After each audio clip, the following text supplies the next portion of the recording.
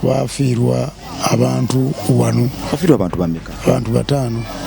Nafiirwa omukazi n'abaana 4 n'ennyumba n'ebintu n'ente.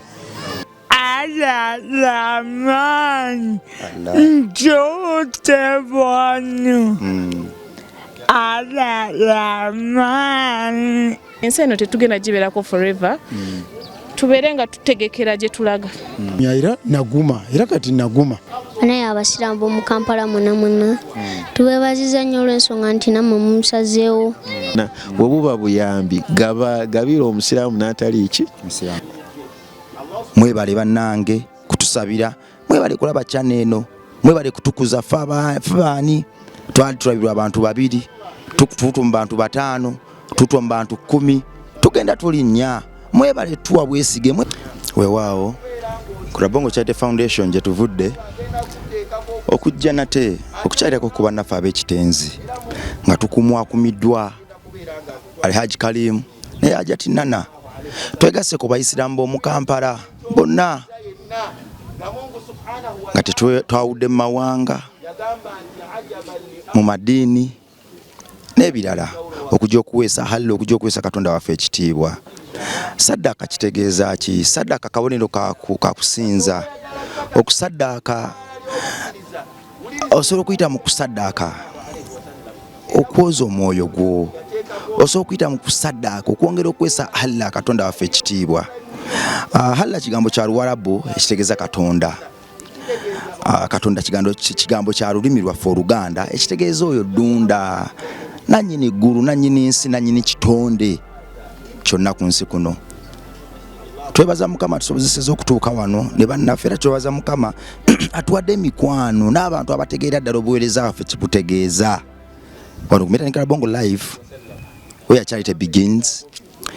Buli bwo pressingawo ng'oyita munobyo tojafuna mawulire malala gonna okujjako ago gakwata ku mitima gy'abantu, okujjako agagenda okukubiriza okwagala, okukwatirira banno abatasobola kutambula, okubawa omukono bayimuke, n'okwinkalijinga abo abali ku mavivi abaavula nti enkya waliyo olunaku olupya.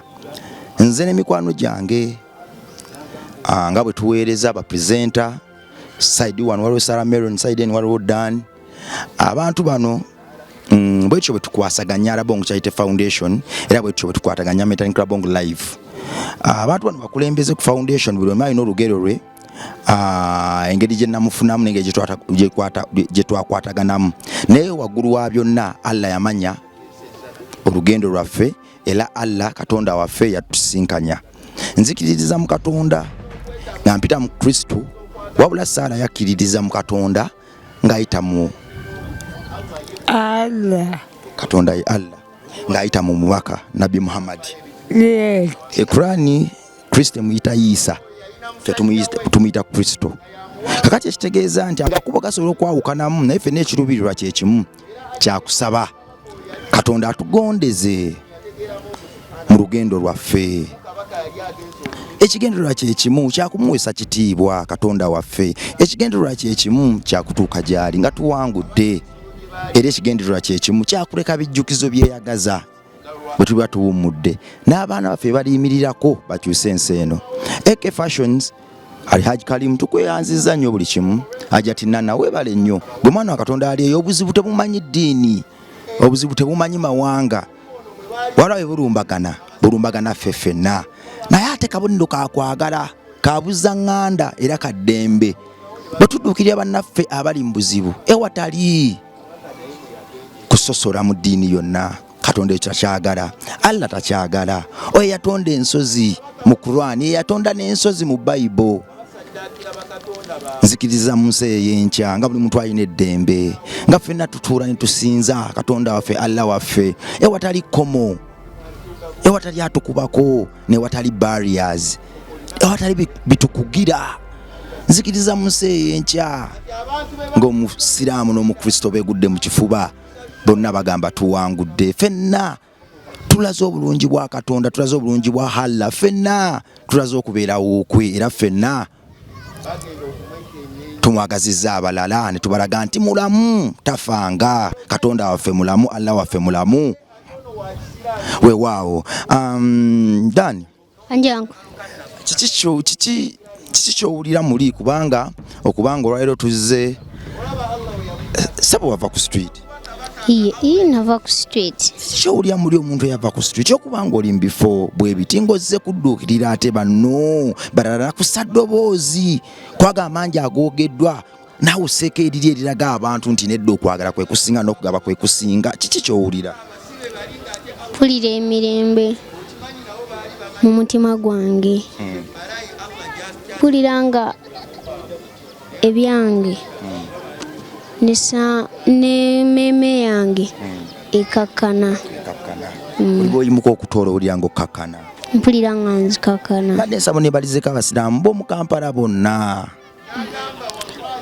Naye abasiraamu b'omu Kampala mwonna tubeebaziza nnyo olw'ensonga nti nammwe mumusazeewo ne mubaako ne kyemutoola okuwa Abannayuganda olw'abantu ku bantu abo batalina dembe, ku bantu abo bafiiriddwako abaabwe, ku bantu abo abazitowereddwa ne musalawo bayamba.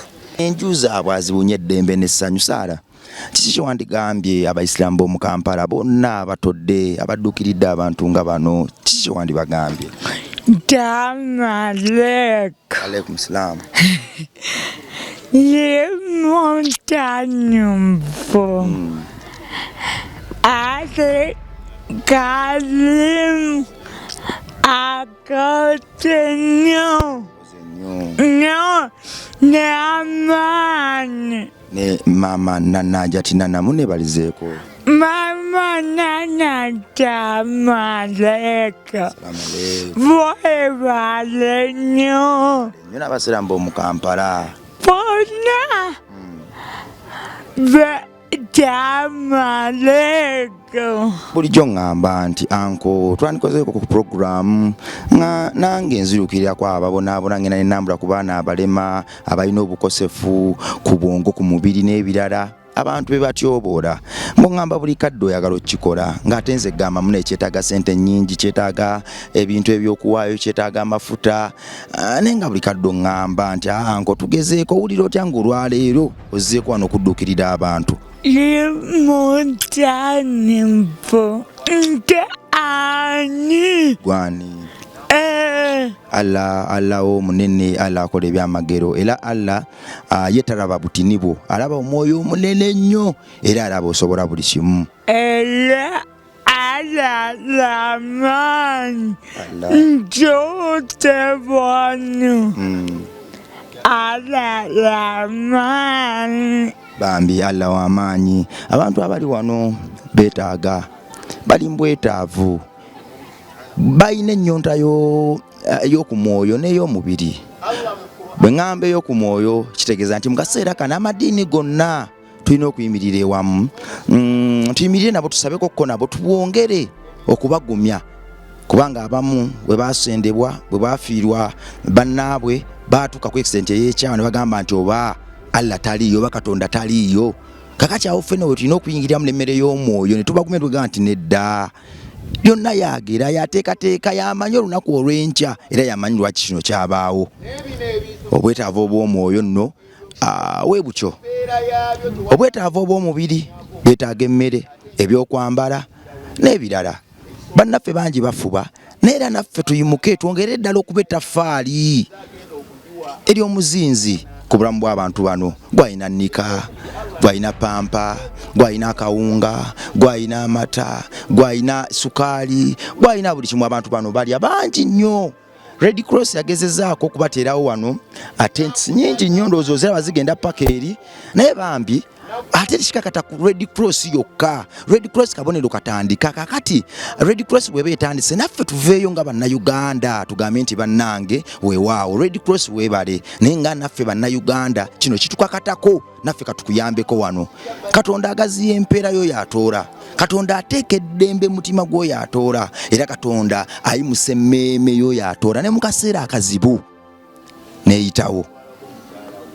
Tewali wa kirwadde kiri kwa ŋŋanga, tewali wa bulumi mu njuyo abaana bo balisoma balimaliriza balifuna emirimu balifumbirwa baliwasa era olibalabako buli bwotoola oba obanja Katonda oweze Katonda ebbanja era buli bwotoola oba okoze endagaano ennene ne Allah waffe ne Mukama waffe Katonda. Mwebale bannange kutusabira, mwebale kulaba channel eno, mwebale kutukuza fabaani twali tulabirwa abantu 2 tutwa mu bantu 5 tutwa mu bantu 10 tugenda tulinnya. Mwebale tuwa bwesige, mwebale tukiririza mugwe muganda wange akwata kaddatako n'olaba bino n'obiraikinga n'okomentinga. Leka buli comment gyoteekako, buli like gyoteekako eba ekisa ku njuuyo, leka buli share gyokola eba ekisa ku njuuyo. Weewaawo muddu wa Allah mwana wa Katonda gwabadde abeesabeesa era abumbirira emyoyo afe we tujjidde gwabadde ali mu kugibumbirira. Tuvudde makindi okujja wano era tusinzidde ku Rabongo Charity Foundation. Amakanda gaffe we twagateeka okwongera okuweesa Allah waffe Katonda waffe ekitiibwa. Nze ni musajja mu Kristo n'ate ekyenjawulo bwe nzize wano ngudde mu bantu abasiraamu. Ndi musajja mu Kristo n'ate ekyenjawulo era okujja wano abasiraamu b'omu Kampala bebeekumyekumye ne bagamba nti nedda, wabula ate ne banneesiga ne bagamba nti tubadde tusaba obubaka buno enjiri eno ogenda ogituteere mu bifaananyi ne bannaffe abajjula ettima abajjula omululu n'okwerowoozaako bategere nti okwagala kwe kusinga era okwagala n'omukwano byebimu kwegamba nako kuba kusinza kutendereza. Bwe nze wano ina ekigambo kyoyogeddeko ekimpadde n'amaanyi dho saagala kikwogerera. Ngenda kuyita mu kibuuzo ne bannanga bakifuneko. Abakristo n'abasiraamu, omusiraamu bw'abaawo alina kuba musiraamu yekka takkiriza mu Kristo bikwatako era alina gamba nti nedda nze omusiraamu bwe mba mpadde omukristo talina kikwatako bwe kiri. Mukama wange nsanyuse nnyo okubalaba n'okubeera nti musinkanye wano. Tuli wano we tuli ndowooza abantu bateeza bulungi tuli kiteezi. Tuli ne baganda baffe abaafuna obuzibu ensi yonna bwemanyi. Tusanyuse nnyo kubanga mutwegasseeko ffe ng'abasiraamu. Kino nno tekitegeeza nti ky'abasiraamu ffekka. N'eddiini endala zonna abalina baganda bammwe wano mukole kyekimu. Kubanga akaseera nga kano beetaaga ebigambo ebibazza eri Katonda waabwe, beetaaga ebigambo ebibagumya, beetaaga obuyambi bwaffe. Ffe nno Katonda yali atulagira okuyisa obulungi abantu, yatulagira abantu bonna, era teyagambako nti basiraamu bokka yomina okukola ki okuyisa obulungi. Ekyo nno Katonda kyayagala era kyasiima, yatutegeeza n'agamba nti la yanhaakumullah anil ladhina lam yuqatilukum fid din, nti abantu abatabakozeeko bulumbaganyi bannammwe madiini amalala Allah tabagaanangako kubayisa bulungi, era Allah ayagala mubayise bulungi mu mbeera yonna. Bwe buba buyambi gabira omusiraamu n'atali ki bannaffe bagamba nti oyo si mulokole, oyo si musiraamu, oyo si mukatholiki, oyo si mu Seventh Day, takwata ku mmere yaffe. Kikyamu ekyo kikyamu, kubanga ffe tuyina nabbi waffe atusomesa eddiini. Naye woddayo mu byafaayo nga osoma ebyafaayo by'omusajja oyo yalina omwana eyali amukolera ewaka nga si musiraamu. Era omwana oyo olunaku lumu yalwala. We yalwala obulwadde ne bubeera nga bw'amaanyi nga temusobozesa kusigala mu maka ga nabbi. N'asaba agenda alwalire ki ewaabwe. Nabbi sallama kennyini yeesitula n'akwata ebintu ebyo n'agenda ew'omwana oyo atali muki n'amugumya mu bulwadde obwalimu. Weewaawo bakuyita Shekani? Amannya gange bampita Salman Kubuza okuva ku Rich Dad Junior School. Weewaawo tweyanziza nnyo, Mukama akuwa omukisa. Amiina ya Rabbi. Tusanze okulaba ssebo. Kale ssebo. Weewaawo amannya go bakuyita? Amannya gagenze Kironde Muhammad. Oyogedde ne mpulirwa obulumi nga bunzita, oŋŋambye gw'omukuba kwafiirwa abantu wano. Kwafiirwa abantu bameka? Abantu 5. Nafiirwa omukazi n'abaana 4 n'ennyumba n'ebintu n'ente byonna ne biggwawo. Siinaako n'akamu n'ekimu buli kamu konna sirina. ekisinze okuneegombesa ekikula kyo byebigambo byokozeseza ng'oyogera ku kufiirwa okwo ng'olaga nti wadde kyabaawo naye Allah yasinga okumanya. Oyo yekka yasinga okumanya era yakireeta era yamanyi ekyakireesa. Waliwo omuntu gwe babbako akagaali n'akyawa Allah, waliwo gwe babbako embuzi n'ava mu Buisiraamu, waliwo yagenda mu muzikiti n'asanga ngengatto bazibbye ku muzikiti n'akyawa omuzikiti n'akyawa n'Abasiraamu. Abantu nga bo bagamba kigambo ki? Naye ate baba kale buli omu n'endowooza naye nze naligambye nti omuntu yali badde aguma kubanga Katonda yatuteeka kuno ku nsi ate tuliwo ku lulwe kati bw'aba akuggyeewo aba akututte ekyo tekirinaako kikiruma muntu kubanga ffenna gye tulina okudda ate era bwe buddukira obusinga ekyo twaligumye bugumi ne tugamba nti wa inna lillahi wa inna ilaihi raaji'uun gye tulina okudda yokka tetulina kwekanga nnyo. Ekintu ekyo bwe kyakutuukawo bwe kyatuukako kyakangako ko mu kukkiriza kwo? Bwe kyatuukawo tewali gwe kitakanga kubanga ne Mutume Muhammad kyamukanga byebizibu byagwako byamukanga naye nange kyankanga naye neŋŋuma ne ŋŋamba nti yakireese era yajja okukijjawo. Kikyofuna bw'olaba ku bantu nga bazze okukukyalira nga bwe tuzze leero? Kunkyalira muŋŋumya nze nali si lwa kujja mu Nankani eno mu kampu naye ekyomukisa omulungi era ne bankwatako ne baŋŋamba genda mu kampu bajja kugumya era naguma era kati naguma. Mba nsaba nkoolera abantu abali abagamba nti ffe tetusobola kugenda eyo tusobola kudda ffe ekyaffe kiba kyaffe ffe kasita tukkuse balina bwe bafa enjala baŋŋambire yakagamba. Abagamba nti nno bo bakkuse ffe eno ne bwe tufa enjala tekiri ku omu nabo kijja kujja Katonda ajja bagerera ekyabo. Nzaani yava ku luguudo, nzaani Allah gwazze atemera amakubo okutuuka wano, nzaani akola ng'omukutu eri bannange era nzaani gwe muganda wange alaba gw'oteekako n'ogamba nti weewaawo you inspire me. Ekyo no kya muwendo. Nyimiridde n'ajatinana wano ne mukwano gwaffe wa Red Cross ajatinana ono y'omu kubaakumye ne kubaakuŋŋaanyiza oba kubaakunza Abasiraamu b'omu Kampala okubaako ne kabaleeta mu nkambi eyo. Mwana muto nze nno bwe nadde njogera naye ku simu nadde mmanyi Ajati muntu mukulu Ajati naye kineewunyisiza kwe kumulaba mwana muto muwala muto Ajati. Omuntu yandigambye nti gwe ku myaka gyo wandibadde olowooza kuwummulamu, wandibadde olowooza ku ntebe ennungi, wandibadde olowooza ku bitanda birungi. Kiki ekikusisse n'ogamba nti nedda kulwa Allah wange kulwa Katonda wange kanveeyo nnyimiri? Nakirowoozaako ne mpulira obulumi because I know what it feels to be homeless. I know what it feels to have no parent. Literally I know that pain people here going through. So nakiwulira ne ngamba I should join hands with people abali willing okuyamba. I'm so grateful to the people I reached out to. Nno ndaba kyekiseera abantu bonna kugamba okuyimukira ewamu mu mbeera nga zino twongere okuteeka Allah waffe Katonda waffe waggulu, okwagala n'okuwa kusinza. Tuli mu kusinza Allah waffe wano, tuli mu kumwagaza bantu balala. So gwe mwana Katonda ali eyo okaka abantu eddiini yo nenga ku kyalo kuli wafuuka mpologoma oboggola nenga bugamba gwali mu Katuliki. Kyekiseera tukole ku bikolwa ebigenda okwagaza bannaffe eddiini zaffe. Nina mukwano gwe bamuyita Samali Sekabembe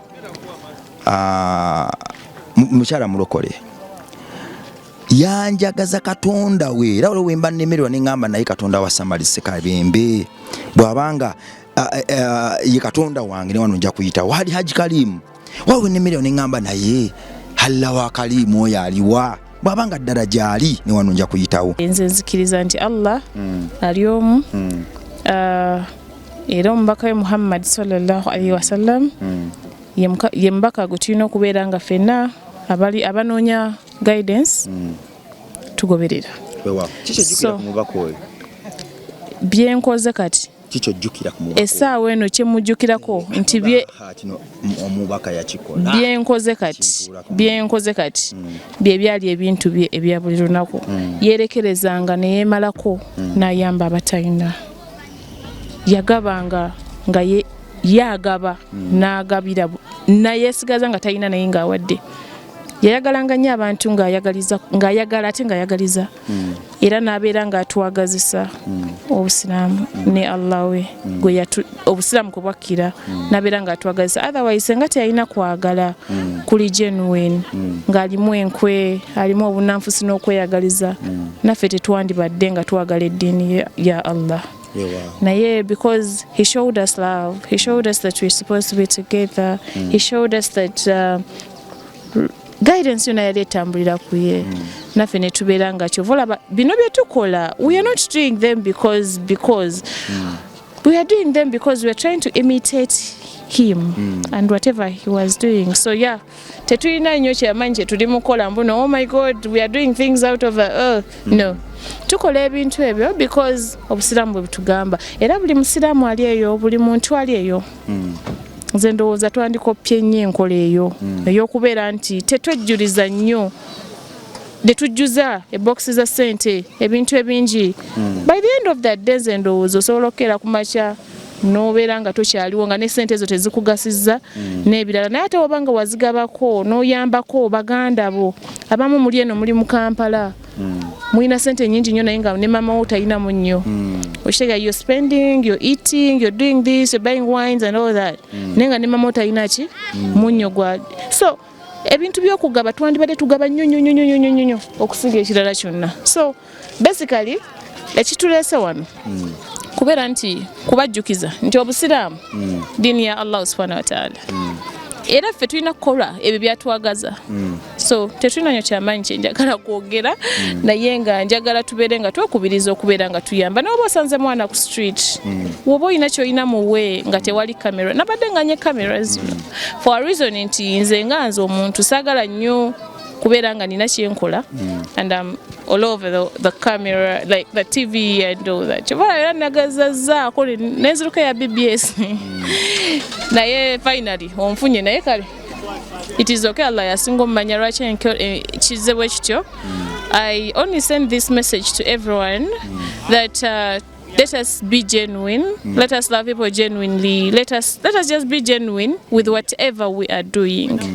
Allah agenda tusima obuzibu buno bonna bwe tulaba mu nsi nti ebizibu bingi tukaaba nnyo nze ndowooza kitambulira ku kimu senga tuddayo ne tukolera ku nkola Allah waffe gy'ayagala tukolereko senga atugondezaamu naye tuli bakodo nnyo ate tuli babbi kati senga nga ebantisa obubaka bano basseeka bange tebasobodde ku love lines bwe balina obulala n'embeera nga tenze ngweddiza kati goloza Allah gw'osaba agenda kutaasa ddi kyolimu nga te ez'abanako ozibbye. So just tubeere nga tugaba nga tumanya nti n'ensi eno tetugenda gibeerako forever tubeere nga tutegekera gye tulaga. That is all. Weewaawo nga tuyita mu njiri eddiini yaweebwa amaanyi nga tuyita mu njiri n'okuwa obujulizi Allah waffe yasigala mu position ye nga tuyita mu njiri n'okuwa obujulizi Quran yafuuka yatunzi eri buli kitonde era nga tuyita mu bujulizi okwera Allah waffe obujulizi ne Katonda waffe obujulizi abantu bangi tulabyeko nga bakyuka buno obujulizi okkiriza oba tokkiriza nsaba Allah alungamye buli muntu gyali. Weewaawo kakati obujulizi buno bugenda kubeera ku nsi emyaka n'emyaka. Nsabira abaana baffe, nsabira abaana bo nana, nsabira n'abaana ba buli muntu yenna atadde omutwe mu kikolwa kino. Kugamba mbasabira balabye ku bikolwa bino nga tumaze n'okuva mu nsi bibanywezo bwe bali banga baseerera nabo bongereyo enjiri eno. Mbasabira ekisa nti bamama baabwe nga bayita ku channel eno bataata baabwe nga bayita ku channel eno ebyo bye bakola kugamba ne biwesa Allah ekitiibwa biwawonye endwadde biwawonye amakomera bibawonye enjala bijjuze enju zaabwe ebisero by'emmere naye waggulu w'ebyo bijjuze engalo zaabwe babe nga buli we bagaba tebakaliza. Kula Katonda n'ensi yansigadde nze Metani Club Bongo sinzija ku Metani Club Bongo live osobola kumita Rima Sam mbagala nnyo mweraba.